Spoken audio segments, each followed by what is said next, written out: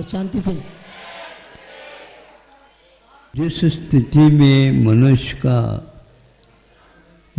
जीवन में आना होता है, कौन सी पर्याय में थी स्थिति, अब कौन सी पर्याय में है, इसका ज्ञान किसी को भी नहीं रहता। एक वह भी है अवस्था, मत ज्ञान श्रुत ज्ञान अवधि ज्ञान के साथ भी वह आता है, देव गति से आता है। मान लो आया, जन्म लिया, अवधि ज्ञान लगा नहीं सकता अभी, क्योंकि उसके योग्य शरीर काया नहीं, इसलिए उसका वह उपयोग नहीं कर सकता। है सम्यक दृष्टि, है क्षायक सम्यक दृष्टि, फिर भी यह स्थिति है। भोजन पानी के बारे में भी उसका कोई भी विशेष विवेक नहीं रहता है। इन सब कार्यों को वो करता तो है, लेकिन उसको विवेक नहीं है। इसका सार संभाल माता पिताओं के द्वारा होता है। अब माता पिता उसको एक स्थान तक ले जाना चाहते और अपने कर्तव्य पूर्ण करना चाहते, वह वहीं पर मूर्ता भी है और शौचादि कार्य भी करता है। आप लोग इसके बारे में गौर करिए, सम्यक दर्शन क्या होता है। उसको आप यदि हाथ नहीं लगाते हैं तो वो माँ या पिताजी को, पिताजी दूसरे नंबर में आते हैं,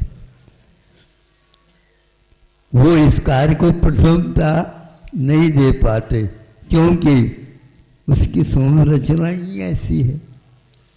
माँ इसको ऐसे अनदेखी नहीं कर सकती। अपने लिए भी वह उपयोग होता है और उसके लिए भी स्वयं आप समझ करके उसकी वह उपचार विधि करती है। उसको देख करके न रोती है और न ही उसको गौण करती है। कितना बड़ा दायित्व है ये, हम अपने बारे में सोचते रहते हैं। अरे सम्यक दृष्टि कहाँ चला गया, तुम्हारी दृष्टि कहाँ चली गई? इतना भी विवेक नहीं रहता, रहेगा ही नहीं। उसका उपयोग करने के लिए भी कुछ क्षमता चाहिए, कुछ काल अपेक्षित है। वहां से सम्यक दर्शन लेकर के आया, मान लीजिए उसको तीर्थंकर प्रकृति का बंद करना है, 8 वर्ष अंतर्मुक्त जब तक नहीं होता, आपका सम्यक दर्शन रख दो, कोई काम नहीं करेगा। मुनि बनना चाहते हैं तो भी कम से कम 8 वर्ष अंतर्मुक्त, इसके उपरांत भी और भी अनुबंध है उसके साथ, बाद में आप ले सकेंगे। उसके योग्य बनाने में लगे हैं माता पिता, पूरा परिवार, और घृणा नहीं करते। हाथ धोते हैं, पैर धोते हैं, सब कुछ धो धा करके, वस्त्र पहना करके बिठाया और वहां मिट्टी में गया, मिट्टी दोनों जेब भर लिया। अब मां क्या करेगी बताओ? पुनः अपने काम को छोड़ करके, और कोई है ही नहीं, वही करती है, ऐसे करती रहती है, कभी भी नाक मरोड़ नहीं थी। है? अरे नाक को थोड़े से काट करके कहीं रख लो।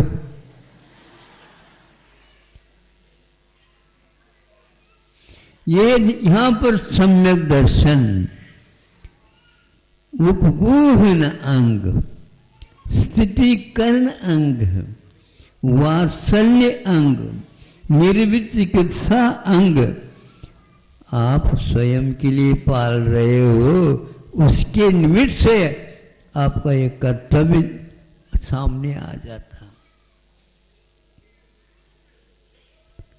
ये व्यवहार नहीं तो क्या है? ये जड़ की क्रिया है क्या? ये सारे कार्य जो हो रहे हैं जड़ के बिना तो नहीं होते, लेकिन ये जड़ की क्रिया नहीं है, यह विवेक की क्रिया। और भीतर जो अपने सम्यक दर्शन भाव है उसको सक्रिय बनाने की ये विधि है। आज स्थिति बहुत बदल गई है। सीधे उसको इतने समय तक अस्पताल में भर्ती कर दो या अनाथ आश्रम में भेज दो, कौन देखेगा? स्वयं नौकरी करने के लग गए। अर्थ की आवश्यकता तो है, लेकिन परमात्मा की रक्षा भी आवश्यक है। इसमें हम दायित्व को भूल रहे हैं। हम भोजन स्वयं नहीं बना सकते, होटल का लिया और ये खा लो, उसको भी खिला दो। आपका समय, आप अपने लिए भी क्या सोच रहे हैं? पर की पीड़ा अपनी करुणा की परीक्षा लेती है। अर्थ क्या है इसका? हम दूसरे के लिए नहीं कर रहे हैं, आपके पास दया का क्या भाव कितना है? बाजार में आप अपने माल को बेचना चाहते हो, लेकिन बाजार में भाव क्या चल रहा है ये भी तो देखो। कुछ लोग दुर्भाव कर लेते हैं, कुछ लोग सद्भाव कर लेते हैं, कुछ लोग स्वभाव मेरा कर्तव्य समझ करके कर लेते हैं। हर बात में हम क्रियाओं को केवल दूसरे के लिए ही मान करके चलते हैं। उनको अभी सम्यक दर्शन के बारे में अध्ययन नहीं करना है, प्रयोग और करना पड़ेगा। और जब तक उनके प्रयोगों को हम नहीं देखेंगे तो उनको हम नहीं कह सकेंगे आपके पास सम्यक दर्शन है। क्योंकि सम्यक दर्शन ऐसे बलबूते पर नहीं पल सकता। वज्र की काया जैसे उसकी काया है, उसको दुनिया कुछ भी हिला नहीं सकती। पराश्रित होकर के कुछ भी आप करना चाहें तो आचार्य कहते हैं यह आपकी गलत धारणा है सम्यक दर्शन के विषय में। हर बात में आप पर कह करके छोड़ नहीं सकते। पर और स्व इन दोनों के बीच में दायित्व क्या है, इसका अध्ययन आप लोगों को करना चाहिए। माता पिताओं ने जो यह असावधानी या एक प्रकार से औपचारिकता का भी उसको गौन करके अपने कार्य में जो लगे हैं, ये सब गलत है। अपनी दृष्टि में या अपने निगाह में रखना परमावश्यक है तब कहीं जाकर के किसान यही काम करता है, समय पर उस पौधे को खड़े करके वो फलवान बनने तक उसको दायित्व इस ढंग से रात दिन काम करता रहता है।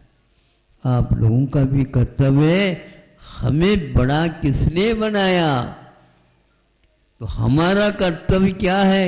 यदि परिवार बन गया है तो हमारा भी ये कर्तव्य है, अब वह पराया नहीं, अब वह अपना हो गया है पराया हम मानते हैं। पराया कह करके छोड़ दोगे आप सम्यक दर्शन में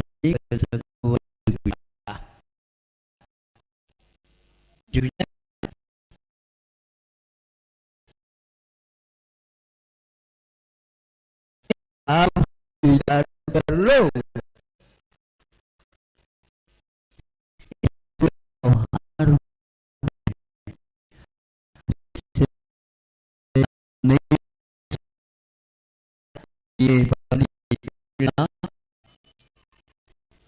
अपनी करुणा दूसरी की परीक्षा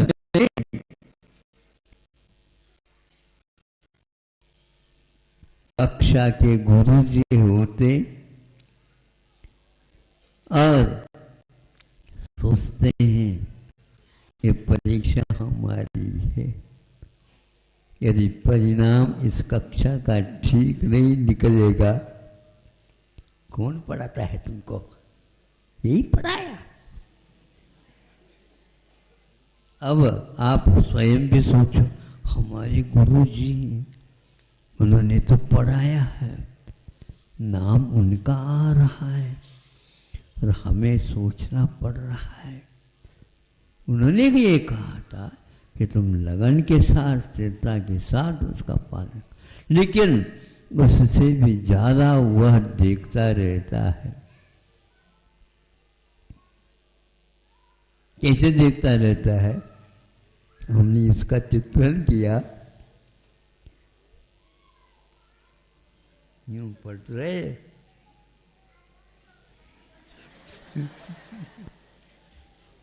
पढ़ते पढ़ते यूं देखते और उपनयन चश्मा भी लगाए रखा और चश्मा से भीतर से बाहर आकर के देख रहे हैं। तुम क्या कर रहे हो, निगाह,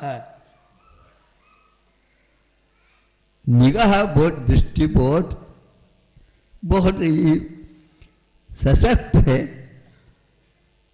ये रात दिन चिंता,